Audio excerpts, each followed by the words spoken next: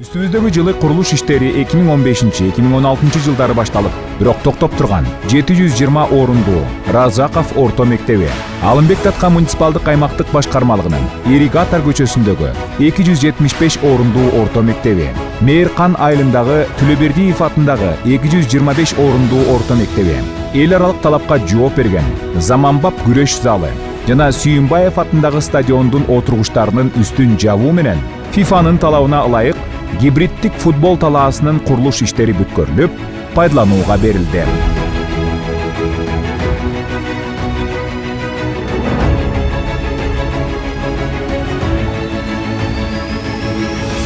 Учурда Терешкова атындагы мектеп-интернатынын 700 орундуу корпусунун жана 500 орундуу жатаканасынын, Жибек жолу аймактык башкармалыгында 625 орундуу, Алмалык айылындагы 150 орундуу мектептердин курулуш иштери жүргүзүлүп жатат.